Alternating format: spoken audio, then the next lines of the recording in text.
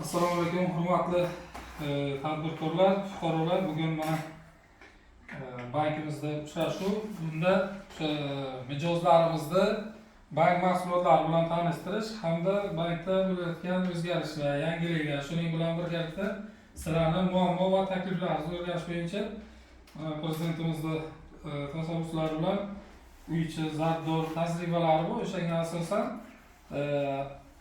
oyda, haftada yoki 15 kunlikda bir o'sha mijozlar bilan uchrashuv o'tkaziladi. Undaki o'sha bankdagi yangiliklar, hozirgi iqtisodiyotimizda bo'layotgan o'zgarishlar, shular bilan birgalikda sizlarni bankda muammolaringiz, o'shalar bilan ishlash, shularni oldini olish, nima to'siqlar bor, bank bilan bog'liq yoki bankdan tashqari bo'layotgan mana yuridik shaxslar yoki mijozlarda o'sha ayniqsa yuridik shaxslarda kommunal sohalar bo'yicha muammolar bo'lishi mumkin. Muammolar tegishli bo'yicha yozib olinadi. Keyingisi o'sha agar o'zimizni bank sohasidan tashqari muammolar bo'lsa, ularni protokollashtirib, tegishli mas'ullar bilan o'sha korxona tashkilotlari xat bilan chiqilib, ijobiy yechilishi bo'yicha sizga yoki o'sha yuqori turuvchi organlarga xatlar bilan murojaat qilinib, shu murojaatlaringiz, takliflaringiz yetkazilishi amalga oshiriladi. Hozir endi mana o'zimizni bank harflari haqida qilayotgan bo'lsak, hozir birinchisi jismoniy shaxslarga ajratilayotgan bugungi kundagi kreditlarimiz, mana hozir birlamchi, ikkilamchi avtokreditlarimiz bor, uy joylar, ipotechnik kreditlarimiz bor. Xuddi shunday bemaqsad deydi, mikroqarzlar, keyin onlayn olishlaringiz mumkin. Mana mobil ilovamiz orqali, Milliy bank ilovasi orqali o'zlari ish haqilashtirgan o'sha plastik kartochkalar orqali zaявkalar jo'natishlaringiz mumkin. Xuddi shuningdek, yuridik shaxslarimiz uchun ham berilyapti. Yuridik shaxslarga mana hozirgi asosiy tomonlarimiz mana prezidentimizning 312-sonli qaroriga asosan 7 yil muddatga 12 oylik imtiyozlar bilan 100 million so'mgacha garovsiz kreditlar beriladi.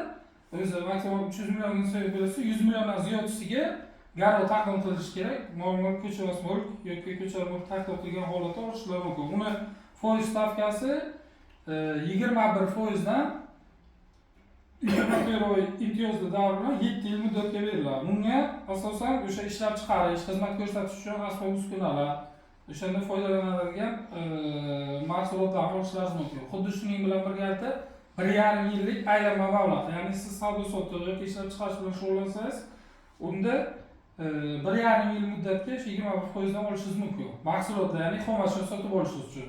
Xuddi shuni mana hozir yangi o'zgarish kiritildi. 312-sonli qarorga oldin oilaviy tadbirkorlikdan olib, mana chorvachilik, mahalla hokim yordamchisi orqali olgansizlar, o'shani yo'qkan bo'lsa ham, yaxshi foydalanib yo'qkan bo'lsa, ularga masalan 100 million so'mgacha imtiyozli kredit ajratilishi mumkin. Garovsiz, ya'ni sug'urta kafillik bilan birgalikda ajratiladi. Keyin ipoteka kreditlarimiz bu birlamchi, ikkilamchi deydi, uy joyda sotib olishi mana aholida ko'proq shunda amal bo'ladi. Hozir mana subsidiya ariza tashlasa, shu subsidiya o'tadi. Subsidiyaga ma'lumot bersa, subsidiya ham davlat tomonidan uy joyiga muhtoj bo'lgan fuqarolar yagona davlat xizmatlari markazi orqali ariza tashlasa, uni arizasi o'rganib chiqilib, unga subsidiyaga qog'oz beriladi. Ya'ni o'sha subsidiya olish bo'yicha unda davlat tomonidan 32 million so'm uy joy olish uchun boshlang'ich mablag'lari davlat tomonidan to'lab beriladi. Uni kredit olish tartibi 17,5% dan 20 yillik qilib beriladi. O'sha boshlang'ich badalingizda 15% dan qo'yishingiz kerak. Ya'ni 15% da o'sha davlat tomonidan 32 million so'm to'lab beriladi. Undan tashqari yana agar ortiqcha qoladigan summa bo'lsa, o'z mablag'ingizdan shakllantiriladi. Uni birlamchi,